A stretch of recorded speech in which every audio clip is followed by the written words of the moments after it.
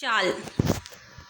शाल का मीनिंग होता है शॉल, जो कि आप कोई फंक्शंस में जाते होंगे तो आपने देखा होगा कई बार हमारे स्कूल्स में भी जो चीफ गेस्ट आते हैं उनको हम शॉल गिफ्ट करते हैं, फूल्स गिफ्ट, फ्लावर्स गिफ्ट करते हैं। ठीक है, तो जो हम शॉल देते हैं तो ये गिफ्ट के तौर पे एक गौरव के रूप में हम उन्हें देते हैं। ठीक है, तो इसी शॉल से रिगार्डिंग ये लेसन है। इसमें ऑथर हैं राघव जाधव, जिन्हें लेखक कहा जाता है। तो इन्होंने अब इस लेसन में बताया है, इनके साथ कुछ ऐसे मोमेंट हुए जो कि इनको बहुत ही मेमोरेबल मोमेंट थे, इसलिए इन्होंने इस लेसन में वो चीज़ डाली है। और वो बताते हैं इसके माध्यम से कि शाली मुले येनारा शालीनतेचा संदर्भ, कि शालीनता किस तरीके से आती है शॉल की वजह से। एक गौरव, मतलब कि आपको कोई चीज़ मिल जाती है, गौरव मिला, शॉल दिया गया तो आपको प्राउड हुआ, लेकिन प्राउड के साथ साथ आपको अहंकार नहीं हुआ, आपके अंदर वो शालीनता रही। अब यही चीज़ हम यहाँ पे देखेंगे। तो स्टोरी में क्या है कि जैसे कि स्टोरी में जाधव सर हैं, तो जाधव सर एक बार क्या होता है कि ये जाते हैं फंक्शंस में। ठीक है, कोई पर्पज़ की वजह से वो वहाँ गए, तो वहाँ पे जो सुनीता मैडम थी उन्होंने कहा रुकिए, क्या अगर हम आपको शॉल देंगे तो चलेगा क्या?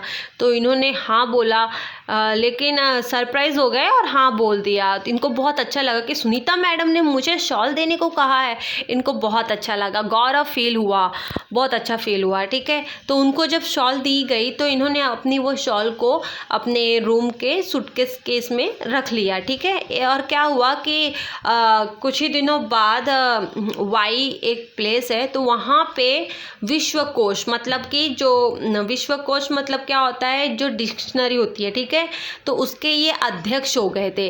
अब वहाँ पे ये अध्यक्ष हो गए थे, और एक बार क्या हुआ, ये कहाँ रहते थे, तो नदी के साइड में जो स्कूल होती है वहाँ पे ये रहते थे। ठीक है, तो एक बार क्या हुआ कि इन्होंने खिड़की से देखा कि उनके रूम के दक्षिण साइड की जो खिड़की थी, साउथ साइड की, तो वहाँ पे देखा कि कृष्णा नदी जो रिवर रहती है, कृष्णा रिवर, तो वहाँ पे बहुत चिंचोड़िया प्रवाहवर होता है, मतलब कि बहुत कृष्णा रिवर का बहुत नदी ऐसे चल रही थी, लहरें आ रही थी, और उस ठंडी का टाइम भी था। ठीक है, तो उस ठंडी के टाइम पे ऑथर क्या देख रहे हैं खिड़की के बाहर कि एक छोटा सा बच्चा, एक टोकली रहती है ना, उसमें एक टोकली में उस बच्चे को रखा गया है, उसकी माँ ने उस बच्चे को रखा हुआ है, और वो बच्चा ठंडी से एकदम कुड़कुड़, एकदम ठंडी से मरा जा रहा है, और उसकी माँ मच्छी पकड़ने के लिए वो मच्छी पकड़ रही है उस नदी से। ठीक है,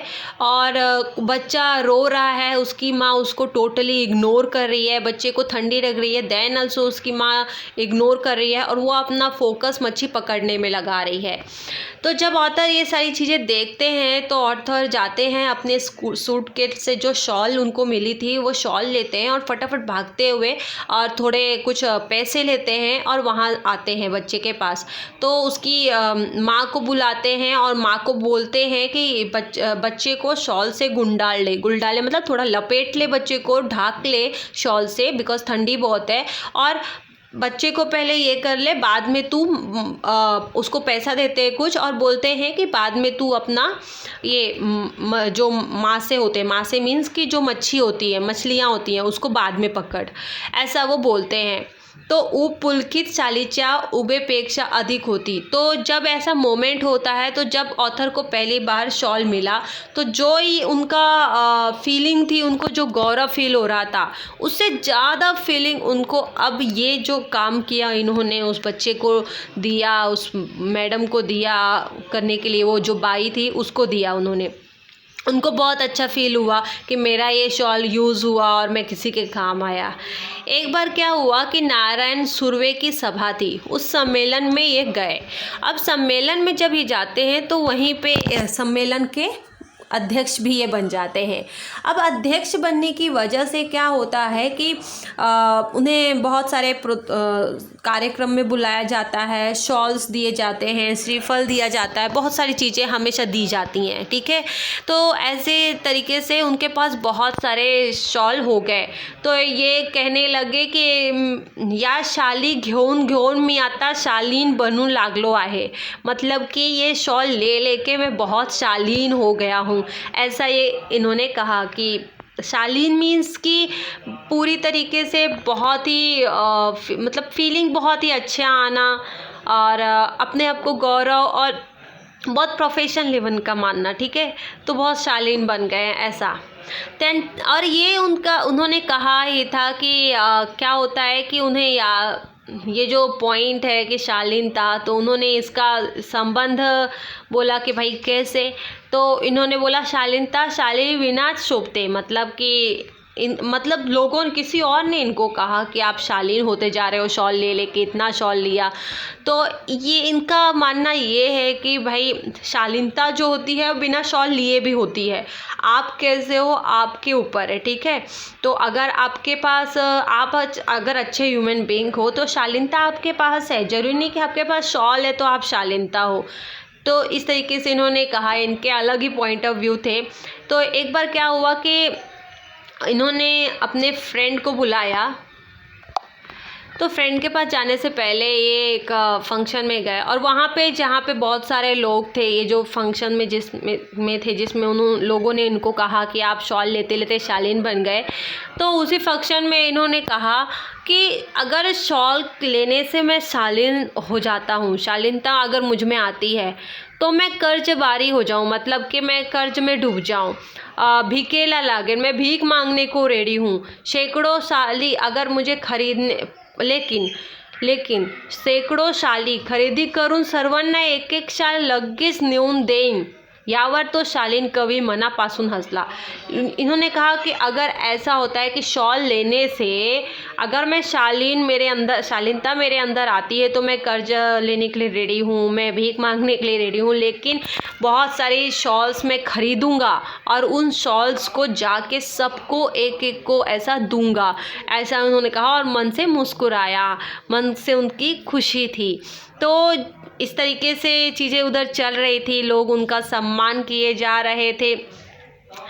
और फिर एक बार क्या होता है कि 2004 की बात है कि साहित्य सम्मेलन में बिन विरोध अध्यक्ष ये हो गए थे, ठीक है, अपोजिट अध्यक्ष थे।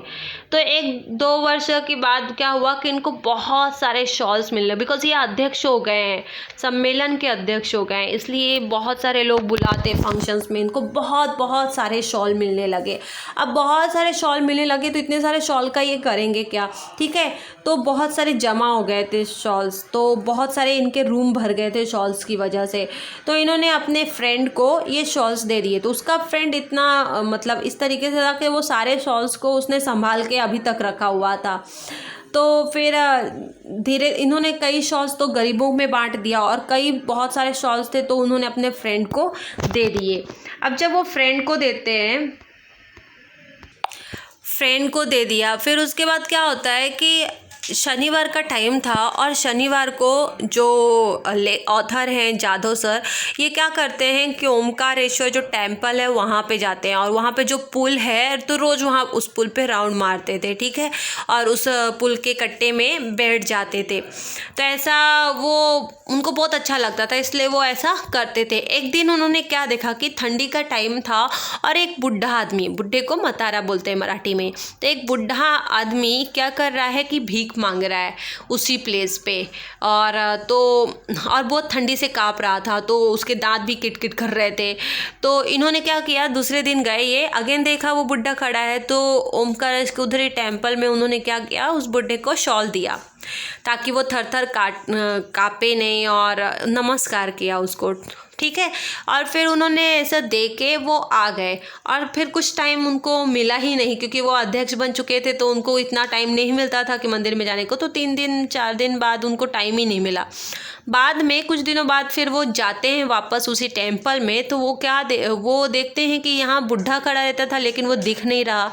तो ऑथर जाते हैं तो देखते हैं कि बुढ़ा तो दिख नहीं रहा है, उनको अचानक से याद आता है कि मैंने उस बुढ़े को शॉल दिया था, तो सोचे जाके देखता हूँ, तो दिखे नहीं। पुल में वो राउंड मार रहे थे, फिर पुल के राउंड मारते हुए पुल के बाजू में ही बीच में वो खड़ा था, कौन, वो बुढ़ा जिसको उन्होंने दिया था मतारा, जिसको उन्होंने शॉल दिया था, ठीक है।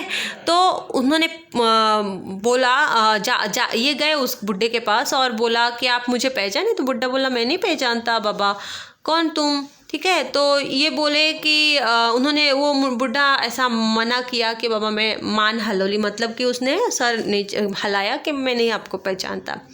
फिर ऑथर बोले, जाधव सर बोले कि मैंने आपको 5-6 दिन पहले ही 2 शॉल्स दिए थे, आपको याद है क्या? तो बुड्ढा बोला हाँ हाँ मुझे याद है, आपने मुझे शॉल दिया था। तो ये इन्होंने कहा कि शॉल किधर है? तो वो बोला कि आपने जो मुझे शॉल दिया था तो उसके लिए मैं आपका बहुत आभारी मानता हूँ। मैंने उस शॉल को लिया और अब भिखारी, मैं तो भिखारी हूँ, तो उस शॉल मेरे पे कहाँ शोभा देगी पहनने में, इसलिए मैंने उस शॉल को बेच दिया।